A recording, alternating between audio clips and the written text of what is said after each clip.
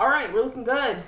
Technical difficulties have been solved, everybody. All right, amazing. So, the reason why I'm here today and I want to get us in and out of here really quickly is because I want to talk to you guys briefly about spreads. Because if you're watching this video, most likely, you've bought to open some options. Maybe you even sold a couple of options, right? You had some covered calls you sold, maybe some cash secured puts, but you don't really know what all is out there, right? And really, cash secured puts and covered calls are not even the tip of the iceberg. It's like a snowflake on the top of the peak of the iceberg in the grand scheme of all kinds of spreads that exist.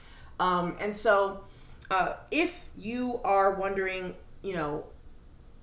how do I get deeper into this? What is the mental model and the workflow that I need to take to be able to trade spreads with confidence, and to know when and where and how to put on spreads in the best way possible, you come to the right place. And obviously in 30 minutes, I'm not going to be able to, or 29 now, I'm not going to be able to tell you about every single thing. But what I can tell you is that not all spreads are created equal, right? There are certain times and certain market environments that certain spreads will benefit more than others. And also that spreads can be both bullish and bearish. They can be both credit and debit. And there's a multitude of ways that you can build out spreads using both credit and debit spreads simultaneously to build out a position that benefits you in any kind of market environment. There's really a spread for every kind of environment if you really know what you're doing, you know what you're looking for. So first and foremost, if I was brand new to learning spreads and I had to do it all over again, here's the mental framework and the way that I would schedule my learning. So that way I would be picking up information. It's intuitive. One thing leads into another, and it's a cascade effect, right? Until I get to the point where I'm at now. So starting off, I would go back, and you can actually watch it on this channel. I would watch the video that I uploaded going over the wheel strategy. So SparkNotes version, for those of you who don't have the time right now to watch it, essentially when you're running the wheel, what you're doing is you are starting off with cash secured puts. You're putting up that collateral, and you are continuing to collect premium by selling puts to people. This works really well in a bull market at like exactly what's going to happen over the coming months. I honestly would be surprised if we had something happen that pulled us way back and we never came back up. We've been just power punching, and earnings are looking strong, and they're laying people off, which people are like, oh, that's terrible. But in reality, that's what makes a business strong, right? But I'm getting off track. Cash secured puts, you're collecting premium from bears, just taking their money hand over fist until finally one day they're right. The market dips, you get assigned on that position, and you now have to put up your collateral to purchase 100 shares of stock. Now you own 100 shares of the underlying company. And if you know me, you know what I say. Every 100 shares that you own, you have the opportunity to make passive income off of it for the rest of your life. Why? Because you can sell covered calls. The calls are covered because you have 100 shares of stock. So you sell calls, sell calls, sell calls, sell calls until the market rebounds, goes up, shoots past the strike of the calls that you're selling, and you have to give up your 100 shares at that strike that you sold, right? So this is the wheel strategy. It's just selling puts until you sell calls, and then you sell puts again, then you sell calls. You can run it on any underlying as long as you have enough collateral. You can do it anywhere as long as there's options available. It's fantastic, right? So now you're like, okay, Hunter, that makes sense. That's pretty good. I'm tracking. What do I do next? Well, since we're already in the mode, we're already thinking about selling calls and selling puts, in my opinion, it makes the most sense to go from running the wheel strategy to learning how to sell credit spreads.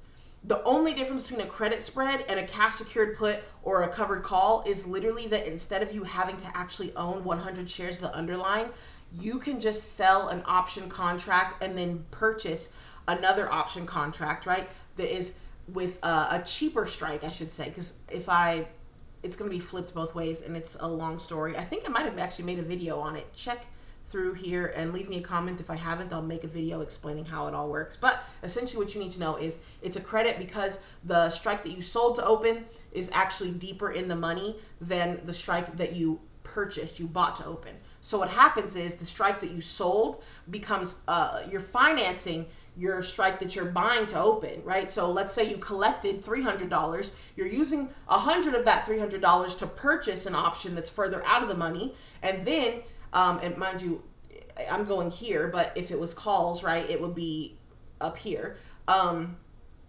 You're going further out of the money on the options chain, depending on if you're calls and puts, and you're using the money that you collected to finance your purchase. So net, you collect 3, you pay out 1, you're collecting 2 net, right? Net, you have just made $200 on that trade. And if that expires worthless and out of the money, which this is why I think it's so fundamental for options traders who you're like, damn, every time I buy options, it always expires out of the money without fail. Like, I never do it. Maybe you're just a fantastic option seller. That's what was like a biggest thing for me whenever I first started trading. I'm like, damn, I'm holding all these because I don't have the time to sit here and watch, and they're always going and expiring out of the money. If I'm, busy and I forget and I'm like, oh, I got to come back. I didn't, I didn't want to set a stop. Like, I don't want to get stop hunted, whatever. Without fail, I was just a better option seller than I was an option buyer. It's just kind of how it was, right? And then once you start learning about technical analysis, once you start becoming a stronger chart technician, now you can do both. Now you're like, oh, I could put myself on a debit spread, which we'll get to in just a second, and I could also have credit spreads here, and I know my ranges, and I'm looking at the, the dealing range for the week, and I'm saying, oh, okay, cool, I can do this, I can do this, I could put it this far out in the future because this is the range on the monthly. Like, you can do so much stuff, right? So, that's the next logical place. You go from the wheel strategy to credit spreads, right? And we're just talking about vertical spreads right now. So, sorry, I'm making a pot roast at the same time that I'm doing this. So, you know what I'm saying? Vertical spreads, piece of cake. Now, we just talked about vertical credit spreads. Well, what if you've been an option buyer for a long time and you're like, okay, cool, selling options is dope. Like, I like the idea of being the casino and selling it to people who are, much more risk tolerant than me. I got my, defined risk strategy here. What if I want to make more money though on my spreads? Like, $200 is cool, but what about 2,000? You know what I'm saying? I don't want to open up 10 different credit spreads.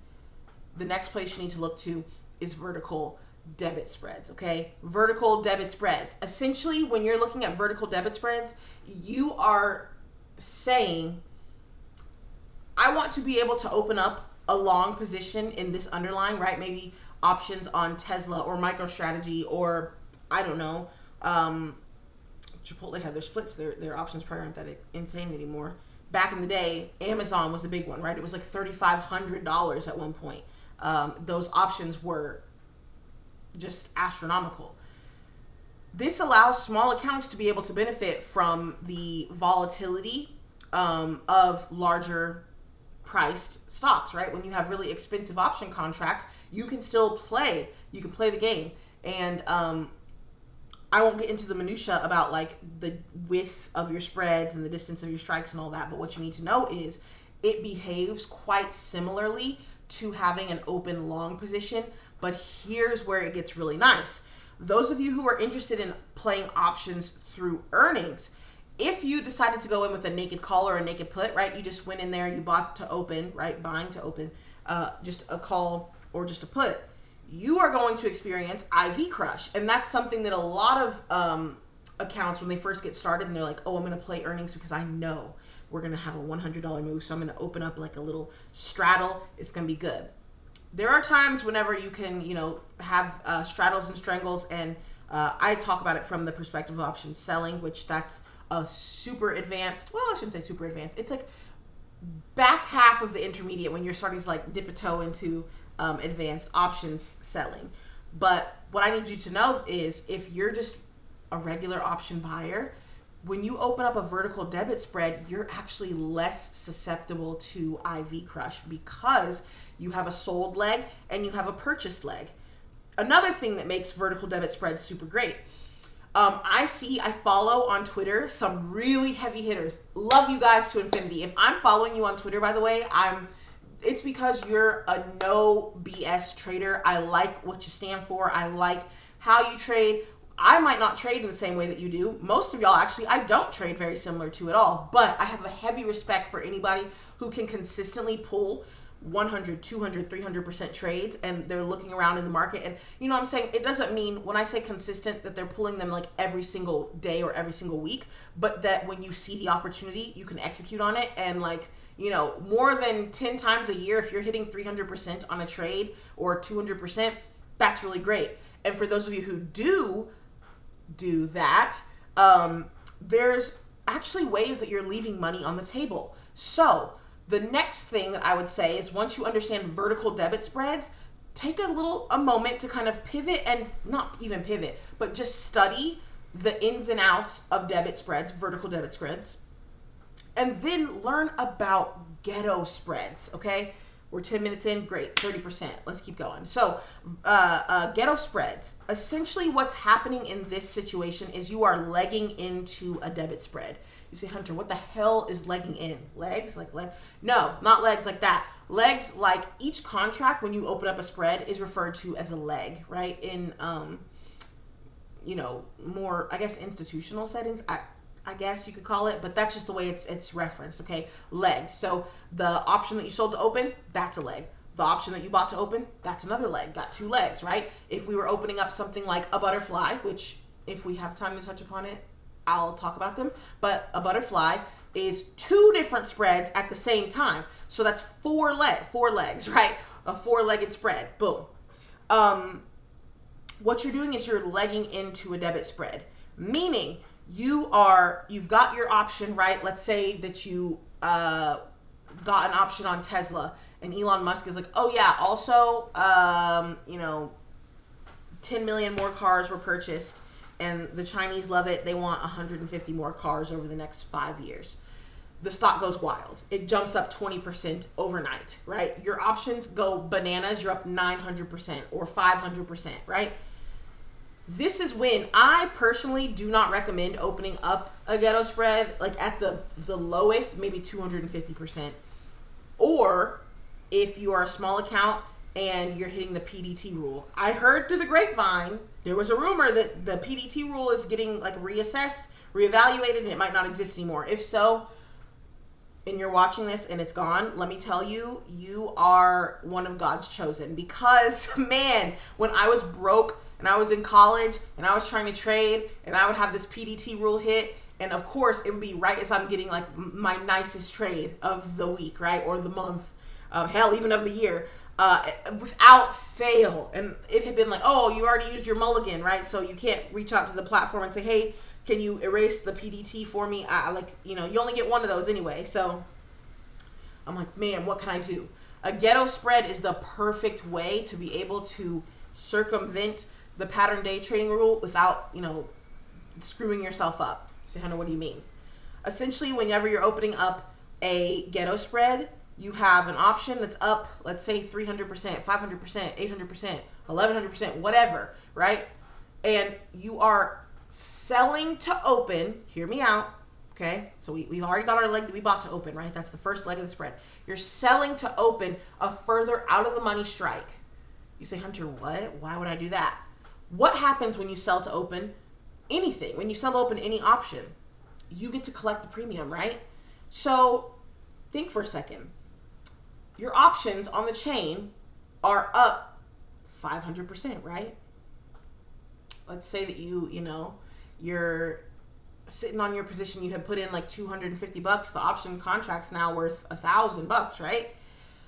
The strikes that are further out of the money, depending on how wide you want your spread, I talk about this a billion times, so I'm not going to go over the spread width. But what you need to know is that further out of the money option is probably going to be able to net you, let's say $800, right? You're going to be able to sell it to open. That $800 goes into your balance, and that money, you could go and trade with it immediately, right? That's your $800. You now have a spread open. You've legged into a debit spread. So what happens now is, let's say that, you know, it was up 20%, and then Xi Jinping says, oh, actually, psych, we just wanted those cards so we could take the technology and we could do our thing with, you know, XYZ company. Then it pulls back sharply. Because you sold to open whenever the price was up, when the options were more expensive, you actually get the opportunity to benefit. Why? Because those premiums are going to crunch back down, right? It's going to crunch back in. You've already got the $800. You locked it in. You loaded it. Your profit is already secured. Maybe you didn't take home, if it was up 500%, maybe you're not up the $1,200 that you would have been, but you took home $8. You synthetically pulled the profit. You can close out that spread and you're on with a win in your pocket. Everything's beautiful. Love life is gorgeous. But what happens on the flip side? What happens if Xi Jinping goes out and says, actually, this was the greatest deal of all time. I need actually to double our dose. And he says that overnight. And then it was up 20% and then it goes up to 23% or 25% or whatever. Or it just stays up there, right? And trickles around 20, 21, 22%. As the market keeps moving up, because your spread is, 5 points wide, 10 points wide, whatever, you can actually double your dose. You can continue to make gains despite the fact that you sold to open another option. Remember, this is a spread, so it's going to continue. There's going to be a little bit of extra cream on the top is what I like to call it. You know what I'm saying? You get some raw milk, you got the cream on the top of it. You're like, oh, this is so good, man. This is amazing.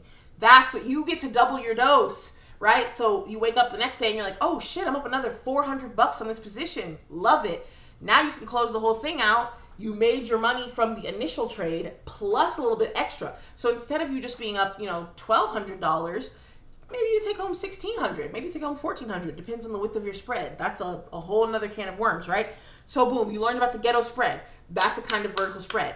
Now, something we need to be able to understand.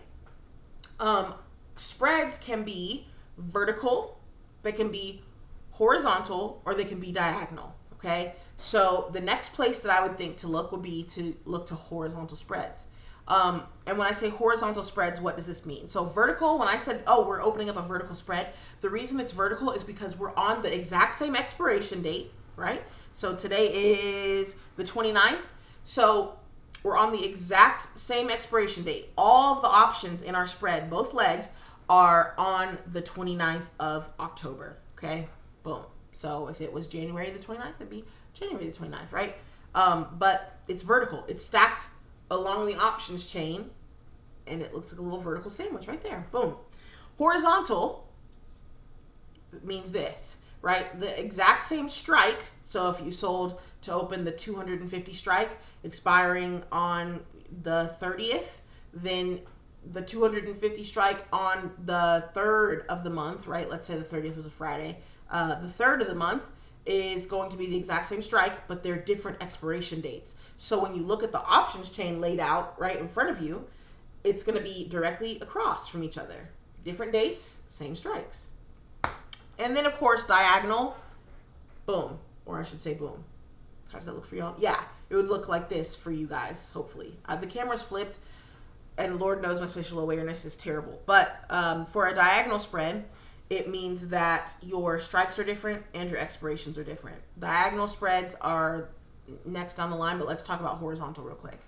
So horizontal spreads are fantastic whenever you're playing like the run up to earnings or anything that's causing implied volatility to expand, because the expansion of implied volatility is going to benefit the option that you bought to open. So let me explain. So horizontal spreads, you sell to open the front expiration, or the front month is what traders will call it, like on Wall Street. The front month. You sell the front and you buy the back.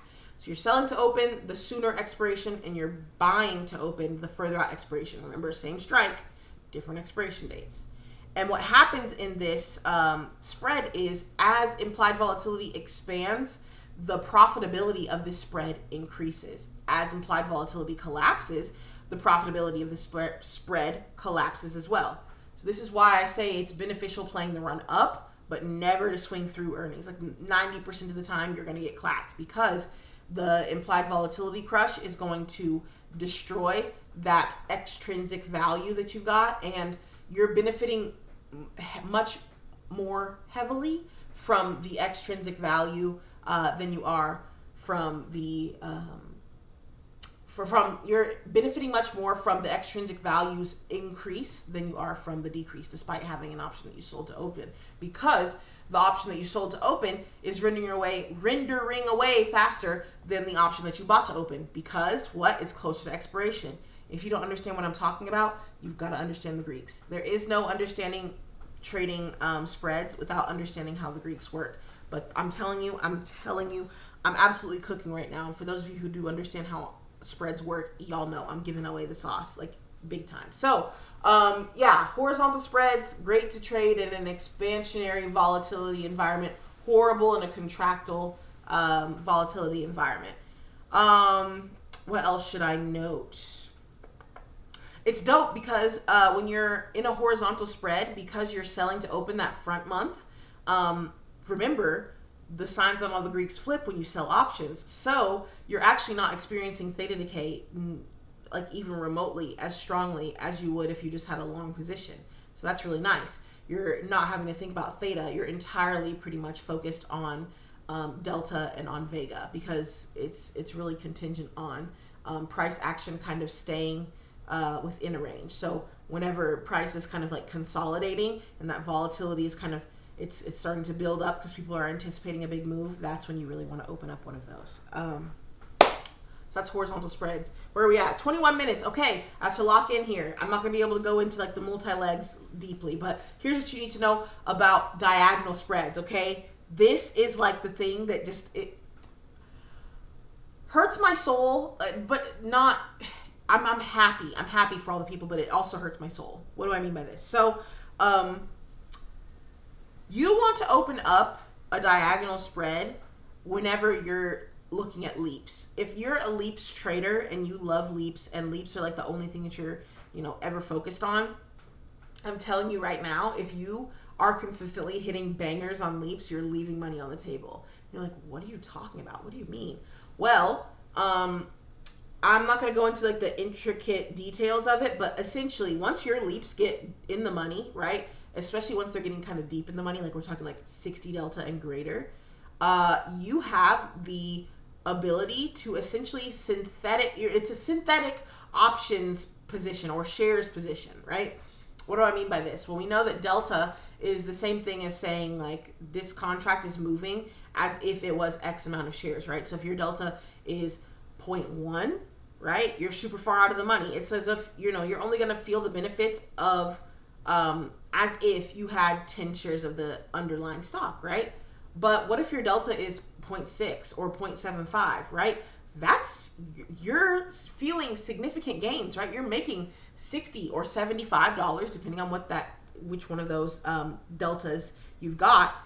You're making that much money based off of a $1 change in the underlying share price. So you're essentially, especially at 0.75, it feels almost as if you have your 100 shares of the stock. So what you can do is you can use that as a synthetic position, and you can sell options against that leaps contract, right? And I don't want to go into the deep math and minutia, but imagine you got your leaps position here. You're looking and you're saying, yo, I know that this thing just gained 200% over the last 72 hours. Eventually we're going to have to come back and pull back down to fair value. You can sell a call that expires. I'm not the hugest fan of selling like weekly necessarily. I'll give it a little bit of time just in case I'm wrong, because contrary to how stellar of an individual I am, I have been wrong before in my life. So you sell a call, right, out of the money. I talk all the time about the delta that I'm comfortable with. You might be more risk tolerant. You might be more risk averse. It's your business, your portfolio. But you sell that option. The market pulls back. Your leap, right? Your leaps contract that you got, obviously it's going to pull back some. However, because you sold that call's value is going to decrease. And because you're a seller, a decrease in that call's value means that you make the gains, because the signs on all those Greeks flip. And as a seller, you benefit from it expiring out of the money and worthless. So boom, you actually took synthetically some money off the table. What do I mean by that? Remember, you paid, $1,100, $1,200, $800, $500, I don't know, whatever you paid to open up that leaps position. X amount of days or weeks or months ago. Now, because it's in the money, you've, you got great gains and you're in the money, your delta's nice. When you sold that call, that is essentially like the money that you made from selling that call reduces this thing called your cost basis. Okay, so your cost basis is just how much money you put up to open up the position, plus any commissions or fees you had to pay. So if you put up $500 and $5 of commission and fees, whatever, $505 is your cost basis. If you sold a call and you were able to you were able to collect $100 on that call that you sold, well, now you went from $505 of risk on the table to technically $405 of risk on the table. You understand what I'm saying? Because you were able to collect that money using the option, right? That leaps option that you had as a collateral kind of, or as cover for it. So that's your diagonal spread right there. You can continue to do that all the way up until you decide you want to sell your leaps contract, and then you can just make sure you don't have any positions that you sold to open. Most likely your brokerage is going to say, hey, you're going to have a naked position here, so you're going to have to close out that sold to open leg first. No problemo. Just close it out, buy it back to close, and then you can sell your leaps option and you can skate off into the sunset. And know that after a certain amount of time, if you've done this well enough, you kind of reduced your cost basis and you might not even have any bread in the trade. You might be able to have that leaps option for free. So, yeah, I know we're running down on time here. I'm going to kind of end this video here, but I just want you to think. This is the flow, the framework that I need you to go from, right? You're going to go from the wheel to credit spreads, vertical credit spreads, to vertical debit spreads, to horizontal debit spreads, and then to diagonal debit spreads. And once you understand all of those, each of those different kinds of spreads, and you feel comfortable with them, then we can start talking about the fun stuff, right? Iron condors, butterflies, broken wing butterflies, regular condors. You name it, right? There's even insane things. I don't think I've ever in my life traded a jade lizard, but there's stuff like that that's out there. It's regular butterflies, the whole 9 yards. You can break a wing on them. It's just the whole world opens up to you, and suddenly, no matter what the market environment is, you just check a couple things and you can say, okay, cool. Looks like volatility is pretty low. We're looking pretty soon to expand. I'm looking at these kinds of options instead of these kinds of options. I want to be a buyer. I want to be a seller. I want to be X or Y or Z. And your life gets tremendously easier because a lot of these spreads are great to just set and forget. So if you're not the kind of person who's sitting at their computer, for 3, 4, 5 hours a week, and you just want to be able to open up something, let the market do what it does, and then check it, and then be able to, adjust every week or every 2 weeks or every month, or every quarter. There's spreads. You can do so much stuff with it. Then this might be the pathway that you should consider taking. And I just wanted to kind of throw that out there for you guys. I know it was a lot of different information. You might have to watch this video back a few times, but if you can follow that framework, your trading career is going to be unbelievable. And having defined risk is great because now you don't have to necessarily worry about, X or Y or Z, right? There could be a million different reasons why you're worried about your position that you have open, and not knowing when to take profit, because that seems to be something that a lot of new traders struggle with more than anything, at least in the experience that I've had talking to new traders and being a new trader myself years ago, right? So I hope this video was helpful. If it was, give me a like, give me a comment. I really want to talk to you guys. If there's somebody that you think needs to see this, share it with them. But yeah, that's what I got for you. I'm also going to drop another video, more so on, mindset than actual actionable stuff. So keep your eyes peeled for that. I'll try to bam, double upload them at the same time. But until next time, wherever you are, whenever you are, however you are, hope you're doing well. I'm out of here. Hope you'll have a fantastic day. Peace.